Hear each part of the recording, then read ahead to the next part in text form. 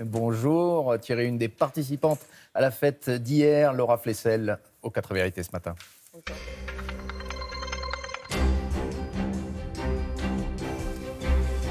Effectivement, bonjour à vous Laura Flessel, Bonjour. ministre des Sports, ancienne championne olympique. Et vous étiez présente hier soir à l'Élysée, alors on l'a vu, dans une ambiance complètement folle. Et ça s'est terminé plus tard que prévu, puisqu'on l'a entendu dans le journal. Il y avait des supporters qui attendaient leur champion, leur héros, devant l'hôtel de Crillon à Paris, et puis ils ne sont pas venus. Bonjour à tous. Je vous dirais, ce que je retiens, c'est cette ferveur, ces gens, cette descente des Champs-Élysées qui a montré en fait que nos champions étaient là au rendez-vous. Je suis allée les accueillir à Gérer à l'aéroport et effectivement, il y a eu un décalage. Mais j'ai envie de vous dire, depuis 6 semaines, ils appartiennent à la France entière et donc du coup, hier soir, ils ont un peu profité avec leur famille et leurs enfants. Ils avaient envie un peu de retrouver les leurs et peut-être d'arrêter Voilà, la représentation et de rester, voilà. On a vu en fait de très belles images. C'est plus de 1500 enfants qui, pour la première fois, ont été gérés proches de leur champion.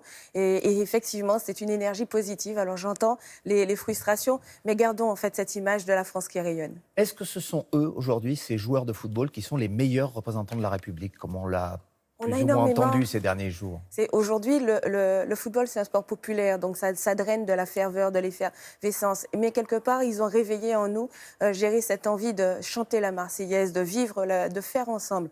Et effectivement, au lieu d'une politique gérée d'un logo, d'un slogan Black Blanc Beurre, on a parlé liberté, égalité, fraternité. C'est beaucoup de messages positifs. Et vous, Laura Flessel, vous étiez porte-drapeau aux Jeux Olympiques de Londres en 2012. Qu'est-ce que ça fait, lorsqu'on est un sportif de haut niveau, de porter, d'incarner justement ces valeurs de la France? Est-ce qu'on se sent en quelque sorte investi d'une mission patriotique? C'est vraiment ça. C'est en fait investi de valeurs républicaines. On est au quotidien dans un rôle où on doit parler du faire ensemble. Et aujourd'hui, effectivement, de porte-drapeau, maintenant c'est la ministre des Sports qui travaille justement sur cette politique pour donner l'accès à la pratique à tout le monde, pour aussi suivre ceux qui veulent faire un peu, beaucoup passionnément, à la folie, comme nos champions, et générer en fait une effervescence et réveiller ces valeurs républicaines.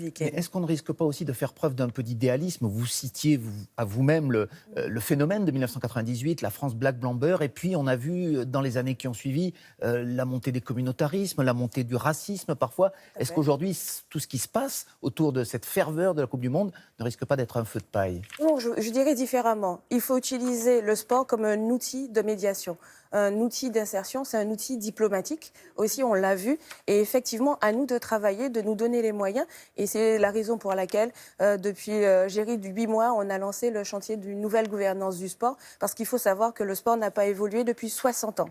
Donc, effectivement, et ça va se traduire comment? Concrètement, par une création d'une structure avec, une structure qui va réfléchir autour de 2 piliers durs. La performance, la haute performance et le développement du sport pour tous, partout et tout au long de notre vie. Effectivement, il faut donner une culture du sport. Donc, il faut éduquer, il faut rééduquer, justement pour lutter contre ces travers. Vous voulez dire racisme, que cette culture sexisme, du sport n'est pas assez imprégnée en France? Et pour quelle raison? À quoi vous Parce on aime le sport, mais on n'a pas une culture du sport. Donc avec justement, comment ça peut changer si on n'a pas cette culture? C'est culturel par définition. Travailler avec tous les acteurs, c'est travailler de manière interministérielle pour inculquer gérer ces valeurs et passer à l'éducation. Et avec Jean-Michel Blanquer, nous travaillons en ce sens. C'est tout au fil du temps travailler avec tous les ministres pour justement insuffler le sport et la santé, le sport et le bien-être, le sport géré par l'insertion à l'emploi, le sport à l'intérieur des quartiers prioritaires de la ville, les ZRR. Voilà, il y a la culture du sport, il y a aussi les moyens. Votre ministère dispose cette année, en 2018, je crois, d'un budget qui avoisine les 500 millions d'euros. Ce n'est pas un budget en hausse, ce n'est pas une des priorités du gouvernement. Donc comment fait-on dans ce contexte pour développer cette culture que vous appelez de vos vœux? Est-ce que vous allez obtenir davantage l'an prochain? Alors je vous dirais, il a fallu faire un constat.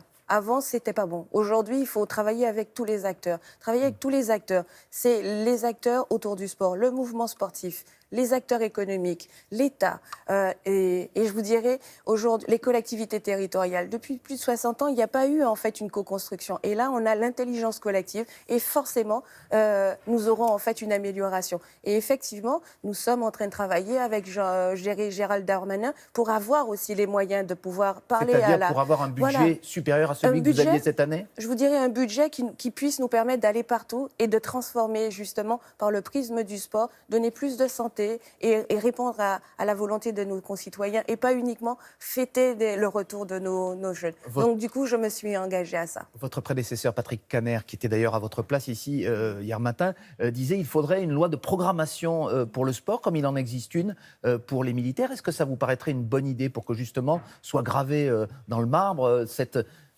nous sommes dans cette ces réflexion. Moyens donnés au sport? Je vous dirais que dès mon arrivée, on a fait une cartographie fine de tous ceux qui des freins, des dysfonctionnements par rapport en fait à l'état des lieux du sport. Et je vous dis qu'il y a nous sommes dans une rénovation, une transformation. Ces acteurs avant ne se parlaient pas. Aujourd'hui, on se parle, on est autour d'une table et nous travaillons gérer ce modèle innovant pour transformer et avoir une réponse concrète. Donc effectivement, dès mon arrivée, on a travaillé sur la loi olympique et paralympique et tout de suite, j'ai annoncé que nous allons travailler sur une loi sport et société. Et vous allez organiser une fête du sport au mois de septembre, ce sera une grande première. En quoi cela va consister? C'est notre fête populaire du sport. L'idée, c'est d'avoir tous ces acteurs à nouveau gérés dans les rues, dans les cités, dans les quartiers, pour valoriser gérer la pratique sportive.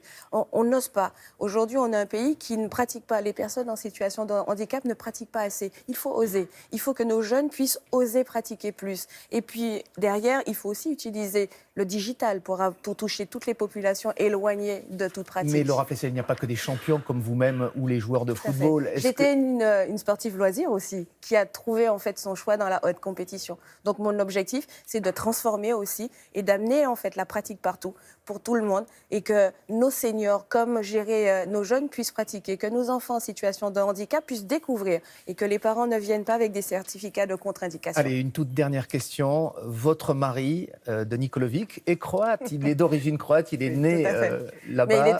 Comment il a vécu cette journée de dimanche? Est-ce que ça a été un petit peu une dispute familiale? Non, pas du tout. Déjà, moi, j'étais en Russie. Lui, il était devant le téléviseur. Non, je vous dirais, ça fait longtemps qu'il est français. Je dirais avec, je dirais, le cœur aussi pour la Croatie. Il était fier de cette finale.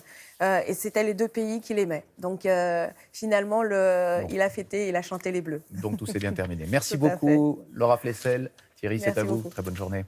Merci infiniment. Et les Croates ont fait une très, très, très, très belle Coupe du Monde. Ça, il faut le préciser. Et je crois qu'il y avait 500 000, on l'a vu, personnes pour les accueillir hier à leur retour à Zagreb. C'est dire la ferveur que cela a suscité là-bas aussi. Merci beaucoup. Bonne journée.